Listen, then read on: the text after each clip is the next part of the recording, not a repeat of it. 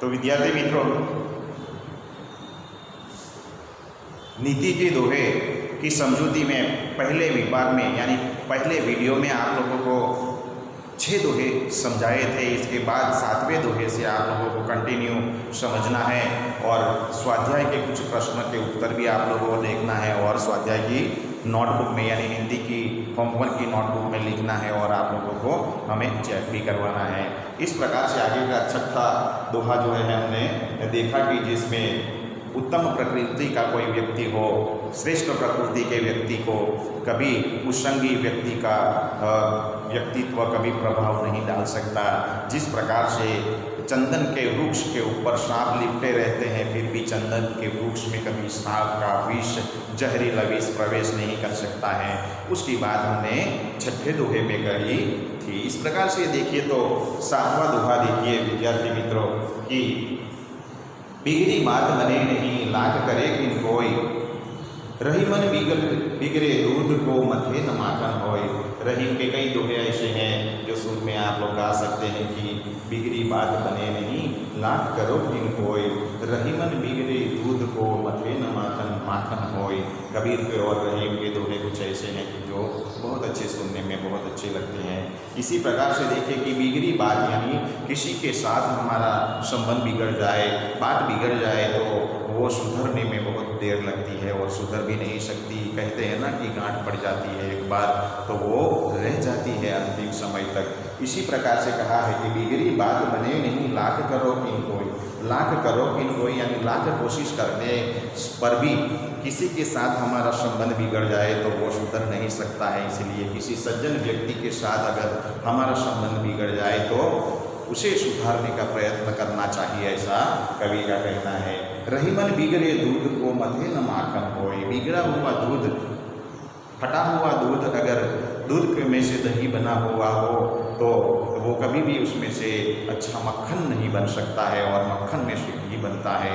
इसी प्रकार से उदाहरण मक्खन और बिगड़े हुए दूध का उदाहरण देते हुए हमें कवि ने बताया है कि बिगड़े हुए दूध में से अगर दही बनाए तो उसमें से मक्खन कभी भी अच्छा नहीं बन सकता है।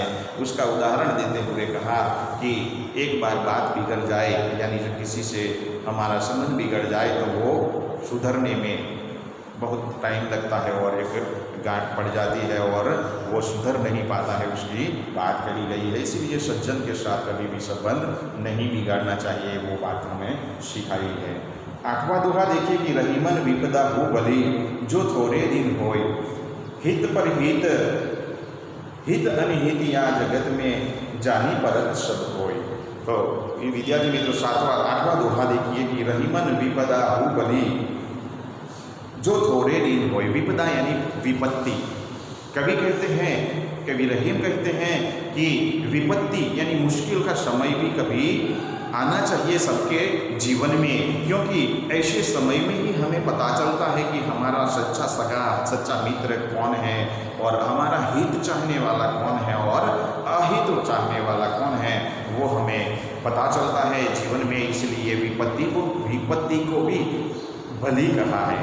तो कुछ समय के लिए विपत्ति भी आना जरूरी है, ऐसा कहा है कि हित अनहित या जगत में जानी परत को, जब कोई कि इसमें हमारा हितकारी कौन है और अहितकारी कौन है वो पता चल जाता है।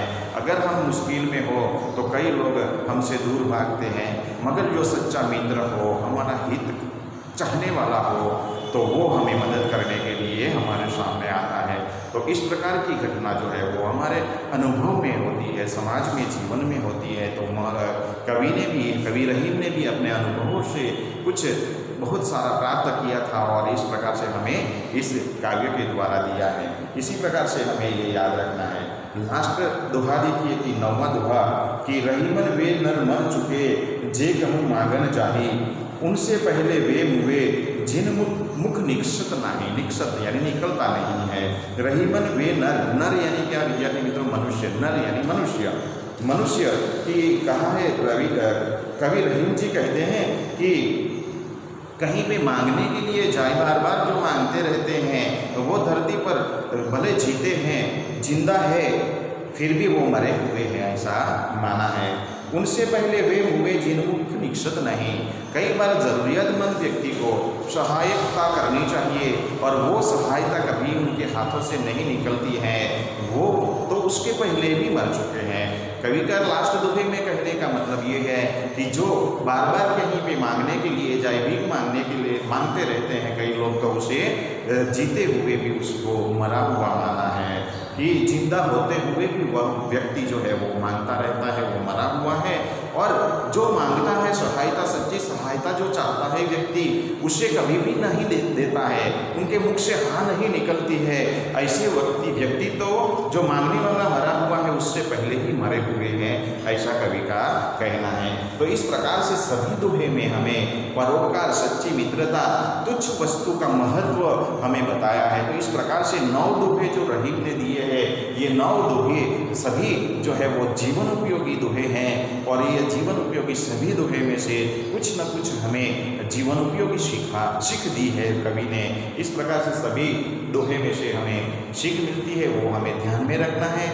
और सभी शब्द के अर्थ भी मैंने पढ़ाते वक्त बताए हैं, वो पढ़ाते वक्त बताए हैं, वो ध्यान में रखने हैं। और शब्दार्थ लिखना है आप लोगों को और स्वाध्याय भी लिखना है। तो कुछ स्वाध्याय के प्रश्नोत्तर हैं, वो एक वाक्य के प्रश्नोत्तर वो आपको मैं बता रहा हूँ, उसी प्रकार से आप लोगों को लिखना भी है और पढ़ाई भी इसी प्रकार से करनी है कि एक एक वाक्य के उत्तर। कि पहला प्रश्न है कि रहीम के अनुसार संपत्ति का महत्व क्या है? संपत्ति यानी धन संपत्ति का महत्व क्या है? तो संपत्ति का, रहीम के अनुसार संपत्ति का महत्व यह है कि उससे दूसरों का भला होता है। संपत्ति का अर्थ यह है कि दूसरों का भला करना, परोपकार करना है, नहीं कि सब ये संपत्ति इकट्ठी करके संग्रह करके भोग विलास में डूब जाए, ऐसा नहीं है। किंतु संपत्ति इसलिए दी जाती है कि संपत्ति प्रभु की कृपा से मिलती है हमें संपत्ति। तो वो संपत्ति इसलिए मिलती है कि इस संपत्ति से किसी और का भी भला हो, इसलिए तो ये दूसरों का भला होता है, इसलिए संपत्ति दी जाती है। याद रखना है, एक वाक्य में ही उत्तर देना है। मैंने ज़्यादा बताया मगर एक वाक्य में उत्तर देना है आप लोगों को। दूसरा है छोटों का तिरस्कार क्यों नहीं करना चाहिए? छोटा व्यक्ति, इसमें बताया है ना कि रहीमन देखिए बड़ेल को, देखिए बड़ेल को लघु न दीजिए डारी, जहाँ काम आवे सुई, जहाँ काम आवे तलवारी। तो इस प्रकार से छोटों का तिरस्कार इसलिए नहीं करना चाहिए कि जो काम वे करते हैं वो बड़े नहीं कर पाते हैं, इसलिए ये एक वाक्य में उत्तर है। तीसरा प्रश्न है सुई का काम कौन नहीं कर सकता है? तो सुई का काम कौन नहीं कर सकता है? दोहे में से आप लोगों ने सीख लिया है। तो तलवार, सुई का काम तलवार नहीं कर पाती है। चौथा है उत्तम प्रवृत्ति यानी कि प्रकृति, प्रवृत्ति गलत लिखा है, प्रकृति। उत्तम प्रकृति का क्या लक्षण है? तो उत्तम प्रकृति के व्यक्ति का लक्षण यही है कि बुराई के बीच रहकर भी उसे कभी भी अच्छाई वो नहीं छोड़ता है। कि श्रेष्ठ व्यक्ति का यही श्रेष्ठ प्रकृति का व्यक्ति का यही लक्षण अच्छा होता है कि वो बुराई के बीच में रहकर भी उसकी अच्छाई कभी नहीं छोड़ता, ये लिखना है। पांचवा प्रश्न जो है वो नहीं लिखना है आप लोगों को, शीशे क्यों नहीं चाहिए, ऐसा ये गलत शब्द का उपयोग किया गया है, वो आप लोगों को अभी नहीं लिखना है। छठा प्रश्न देखिए कि मांगने के बारे में रहीम क्या कहते हैं? कि मांगने के बारे में लास्ट दोहे में मैंने बताया उसी प्रकार से कहा है कि रहीमन वे नर मर चुके जे कहूँ मांगन जाही, उनसे पहले वे मुवे जिन मुख निक्षत नाही। यानी कि मुवे यानी मरना, कि मांगना यानी मृत्यु के समान माना है। इसमें एक वाक्य में उत्तर देना है कि मांगने के बारे में रहीम ने क्या कहा है? तो रहीम ने मांगने के बारे में कहा है कि मांगना यानी मृत्यु के समान है। इस प्रकार से जो दूसरे प्रश्न हैं वो भी आप लोगों को समझौते के ऊपर से आप लोगों को ध्यान में रखते हुए आप लोगों को समझना है और सभी प्रश्न के उत्तर आप लोगों को परीक्षा के लिए भी याद रखना है। और दोहे में जो भी जीवन उपयोगी सीखने को मिलता है वो जो कवि ने सीख दी है वो हमें ध्यान में रखनी है और याद भी रखना है। इसी प्रकार से ये दूसरे वीडियो में भी 3 दोहे और स्वाध्याय की समझौती यहाँ पे पूर्ण होती है, वो आप लोगों को ध्यान में रखना है। वो जो टेक्स्ट में दिया जाएगा वो भी आप लोगों को होमवर्क की नोटबुक में लिखना है और मुझे चेक भी करवाना है। इसी प्रकार से आप लोगों को खास ध्यान रखना है। तो यहाँ पे ये समझौती पूर्ण होती है। अस्तु, जय हिंद।